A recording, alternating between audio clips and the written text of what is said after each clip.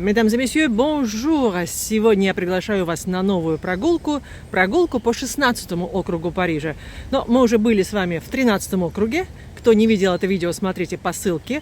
13-й округ находится на левом берегу, на юго-востоке, а 16-й округ находится на правом берегу, на западе Парижа. Напомню, что Париж поделен на 20 округов. Современный 16-й округ был создан в середине 19 века, когда к Парижу присоединили бывшие деревни Отей, Пасси и Шайо. Первоначально предполагалось присвоить этому району номер 13-го округа, но влиятельные жители убедили власти изменить номер на 16-й. Число 13 в то время считалось несчастливым. Жаль, что нельзя передать ароматы через камеру. Как все быстротечно в этом мире. Только что расцвела вишня, и уже облетают лепестки.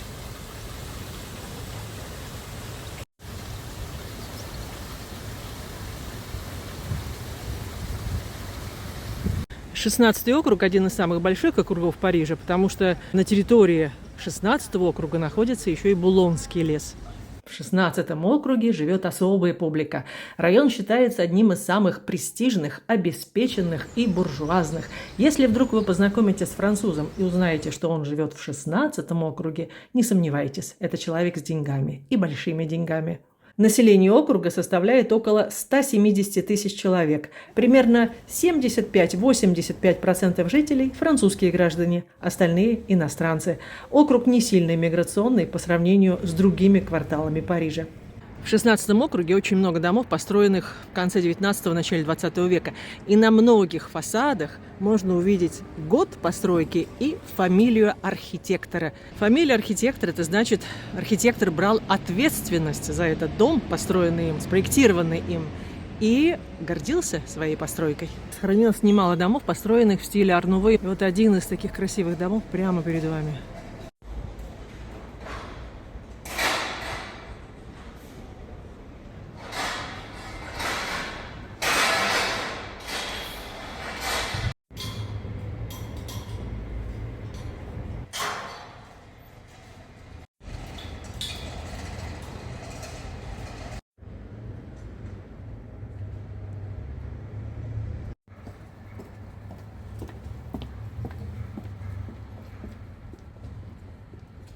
Это один из самых богатых районов Парижа. Недвижимость здесь одна из самых дорогих. Из-за дорогой недвижимости и статуса района 16-й округ воспринимается как элитарный или даже закрытый по своей общественной атмосфере.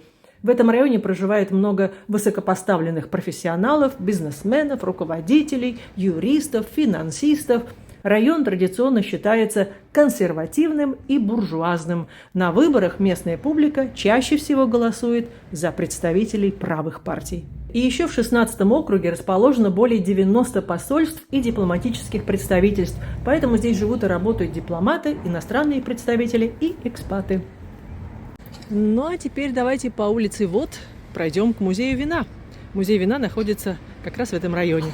Это улица Воды, хотя по-французски во множественном числе улица Вод, потому что когда-то здесь были минеральные источники, когда-то это 15, 16, 17 век, и сюда приезжали парижане, потому что тогда это было за городом, приезжали на воды лечиться, но эти источники исчезли в 18 веке, название осталось. И вот именно здесь находится музей вина. Музей вина расположен в старинных подземных галереях и винных погребах 15 века. В 15 веке в этом районе находился монастырь, а вокруг монастыря – виноградники. Монахи выращивали виноград и использовали подземные каменоломни как погреба для хранения вина. Интересно, что винодельческие традиции здесь существовали еще раньше. В XII веке на холме Шайо находились деревни с виноградниками и сельским хозяйством. Во время французской революции монастырь был закрыт, а погреба долгое время не использовались. В 20 веке их восстановили, и помещения снова начали использовать как винные подвалы. В подвалах температура почти не меняется, около 12-14 градусов. Это идеальные условия для хранения вина, поэтому такие погреба использовались веками. Официальное открытие музея состоялось в 1984 году. Его создала организация «Братство сомелье и любителей вина». Их цель – сохранять традиции французского виноделия. Если вы посетите этот музей, то в экспозиции вы увидите старинные прессы для винограда, инструменты виноделов, старые бутылки и бочки, предметы для дегустации, документы и иллюстрации истории вина. Экспозиция показывает тысячелетнюю историю производства вина от выращивания винограда до хранения и дегустации. В музее можно дегустировать вино, проводятся курсы дегустации и мастер-классы сомелье. А еще по пятницам в подвалах проходят джаз-концерты, где можно слушать музыку и пить французские вина. Вот видите, здесь можно и прикупить вино. 75 евро, 110, 170, 25, 15, ну и так далее. В музее вина есть ресторан, где можно пообедать.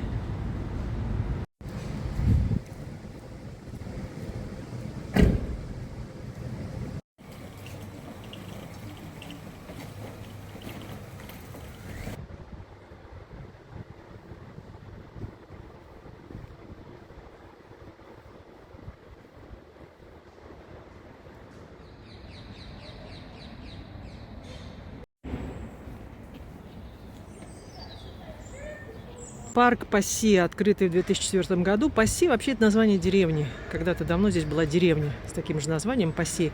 И название перешло на один из районов 16-го округа.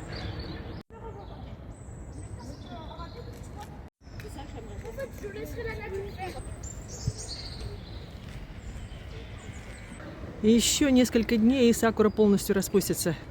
Сегодня опять плюс 19 градусов после обеда.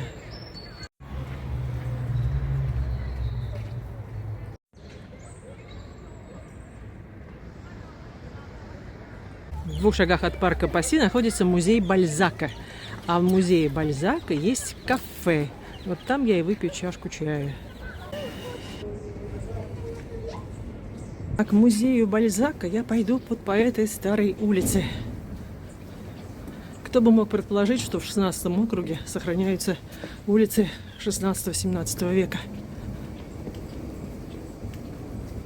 С левой стороны, кстати, находится старинный особняк, но его сейчас не видно, естественно, за стеной.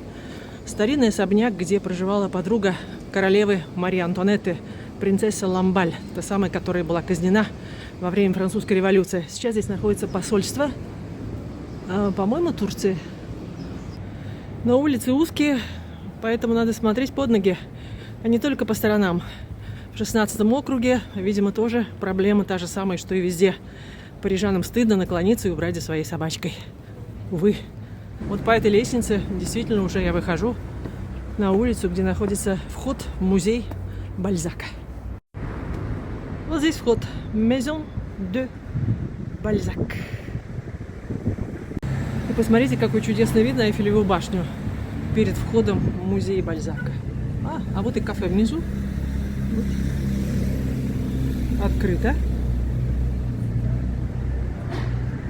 Если вы надумаете прийти сюда, в этот музей, то знаете, что в кафе можно прийти бесплатно. Вход, просто вы говорите на входе, что я иду в кафе, и у вас бесплатный вход. Если вы идете в музей, тогда нужен билет. Дом Бальзака – это единственное сохранившееся место, где он действительно жил. Писатель жил здесь с 1840 по 1847 год. Он скрывался под псевдонимом, потому что имел большие долги и боялся кредиторов. Дом расположен на склоне холма, и у него 2 выхода на разные уровни улиц. Это было очень удобно. Если кредиторы приходили с одной стороны, Бальзак мог тайно уйти через другой выход. Именно здесь он написал значительную часть своей знаменитой серии романов «La Comédie humaine» – «Человеческая комедия». В музее находятся личные вещи писателя, рукописи и первые издания его книг, письма Бальзака, портреты современников, мебель XIX века. Самая знаменитая комната – кабинет, где он работал по ночам. Интересно, что Бальзак писал по 12-16 часов подряд, выпивая огромное количество кофе, до 50 чашек кофе в день. Он даже написал эссе о кофе. Во время работы Бальзак надевал длинный белый халат, похожий на монашеский. Он считал, что такая одежда Во-первых, помогает сосредоточиться, во-вторых, отделяет жизнь от работы, и в-третьих, создает ощущение строгой дисциплины.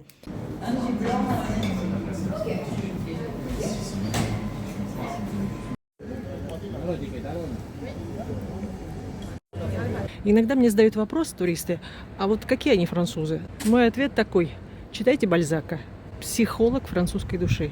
Дом Бальзака отличается от многих литературных музеев тем, что это реальное жилище писателя, а не реконструкция. Дом сохранил атмосферу XIX века, и находится он в очень тихом уголке Парижа, вдали от туристических потоков. Многие считают этот музей одним из самых уютных литературных музеев Парижа. Если вы любите стиль ар-нуво, тогда вам точно стоит заглянуть в этот квартал. В России этот стиль называют модерн. Модерн, ар-нуво – одно и то же. В переводе с французского ар-нуво означает «новое искусство». Ар-нуво был модным всего лишь около 20 лет, в начале 20 века. И возникает ар-нуво как реакция на индустриализацию и массовое производство. Художники хотели вернуть красоту ручной работы и природные формы в архитектуру и дизайн. На художников большое влияние оказали японская графика, ботанические формы, новые технологии металла и стекла. Ар-нуво легко узнать по нескольким признакам. Природные формы, листья, стебли, цветы, насекомые, изогнутые линии, новые материалы, железо, стекло, керамика и синтез искусства. Архитекторы проектировали все сразу: здания, мебель, двери, витражи, ручки. Вот в этом доме 96 родился Марсель Пруст, автор знаменитого романа «В поисках утраченного времени», и не только.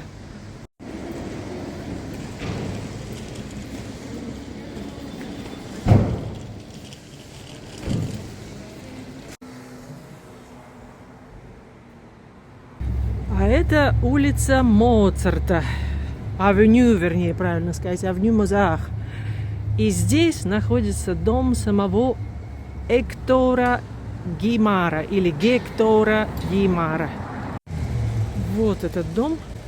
Это жилой дом, здесь живут люди. Главный архитектор парижского ар-нуво Гектор Гимар. И вот это частный дом архитектора, построенный как его личная резиденция в 1910 году. Архитектор сам проектировал все до мельчайших деталей. Мебель, дверные ручки, окна, витражи, кованые элементы. Дом оказал большое влияние на дизайн частных резиденций в Париже и стал символом парижского ар-нуво. Теперь вы знаете, что в этом округе проживает богатая публика, но стоит сказать пару слов о социальном слое «бэсэ», «бэжэ», «бон шик», «бон жанр». Что это такое? Слово «бон» в переводе означает «хороший», «шик» – «элегантный», «жанр» – «хорошего круга» из приличной среды. То есть «бэсэ», «бэжэ» – «хорошо одетый» из правильной буржуазной семьи.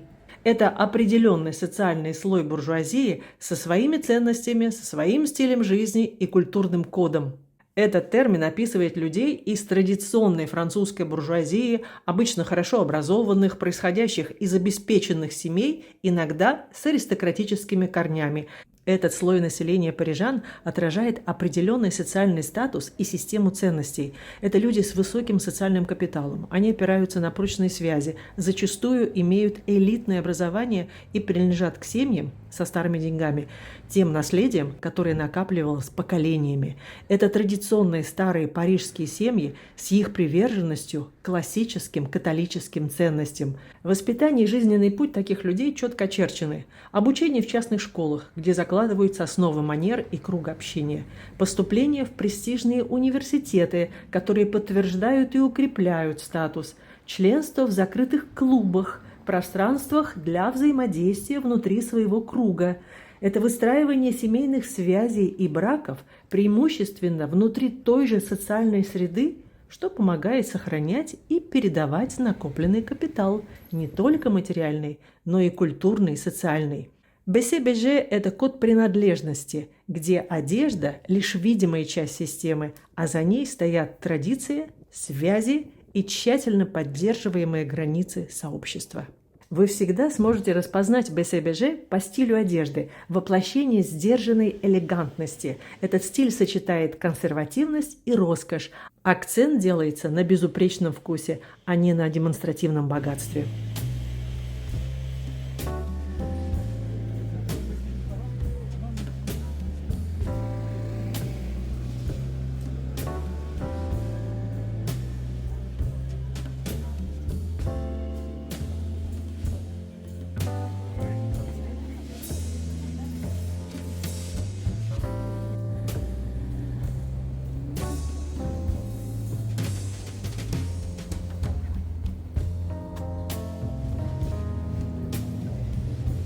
Тихий двор рядом с этой улицей.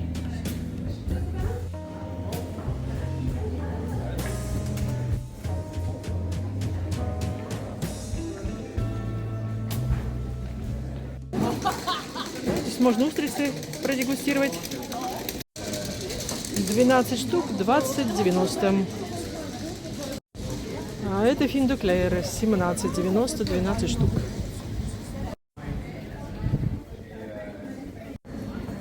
La ferme de Passy vous propose camembert,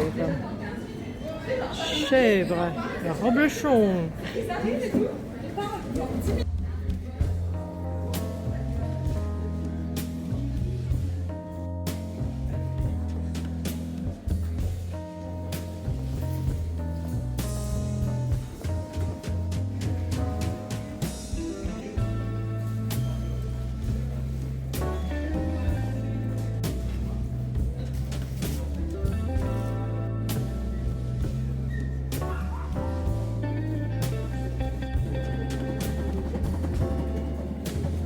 Вот и подходит к концу наша прогулка по 16 округу, одному из самых элегантных районов Парижа.